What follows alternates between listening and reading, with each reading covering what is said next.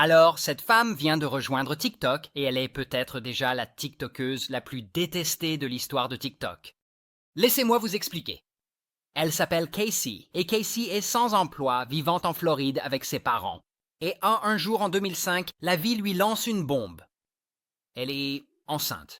Maintenant, pourquoi est-ce un problème pour Casey? Eh bien, non seulement elle est sans emploi, mais elle n'a aussi que 19 ans. Elle n'est pas prête pour tout ça. Alors, elle décide, oh, je vais juste donner le bébé à l'adoption. Mais la mère de Casey, que nous appellerons simplement la mère de Casey, dit absolument pas. Donc, Casey a le bébé et elle la garde.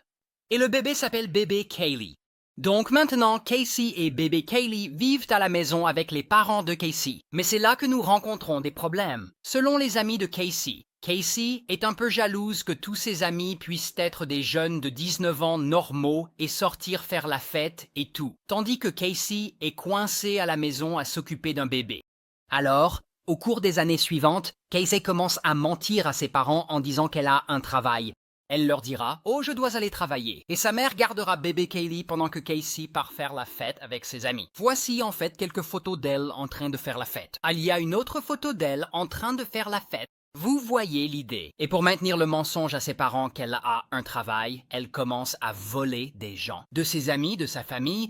Elle prend de l'argent dans le sac à main de sa mère. Elle falsifie des chèques, toutes sortes de choses. En plus, elle continue d'inventer des mensonges pour que d'autres personnes gardent son enfant.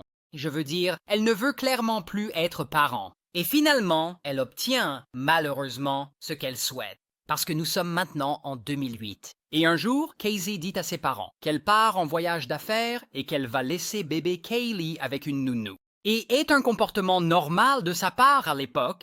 Mais ensuite, Casey disparaît soudainement. Elle ne rentre pas à la maison et ses parents ne l'ont pas vue depuis un moment. Et ils commencent à avoir un très mauvais pressentiment que quelque chose de terrible est arrivé.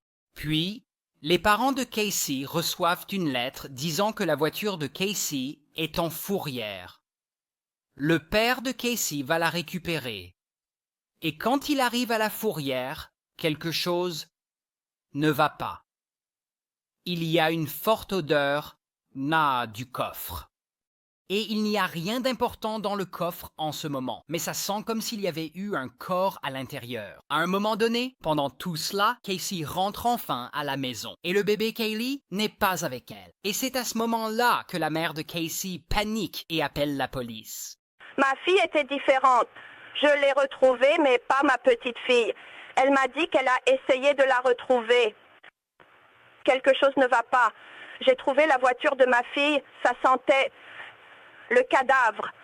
Et donc, la police emmène Casey et l'interroge. Et elle leur dit « Oh, j'ai laissé Kaylee avec une babysitter. » Et la babysitter a dû l'emmener. Son nom est, Zani, la nounou et la police dit « Votre fille a disparu depuis 31 jours.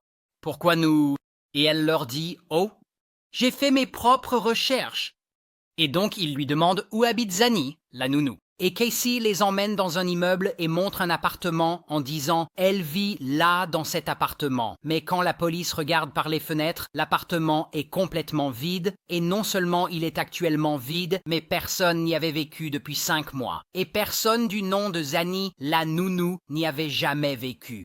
Parce que Casey n'avait même jamais eu de nounou. Elle a menti. Et donc, bam, la police l'arrête. Si sa photo judiciaire. Mais l'histoire n'est pas terminée, parce qu'il faut comprendre pourquoi TikTok la déteste autant. Donc, de toute façon, cette histoire explose immédiatement. Elle domine l'actualité, non seulement en Floride, mais à l'échelle nationale. Tous les médias en parlent.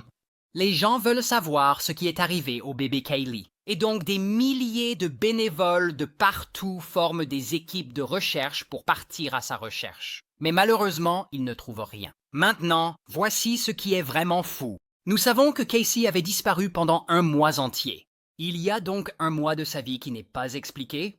Et qu'a fait Casey pendant ce mois où elle a disparu des radars? Eh bien, c'est là que ça devient intéressant. Parce qu'à un moment donné, avant que le bébé Kaylee ne disparaisse, quelqu'un chez Casey, techniquement, nous ne savons pas qui, mais quelqu'un utilise l'ordinateur de la maison pour rechercher des termes très spécifiques comme chloroforme et bris de nuque. Puis, 2 jours après la disparition du bébé Kaylee, Casey demande à son voisin si elle peut emprunter une pelle. Elle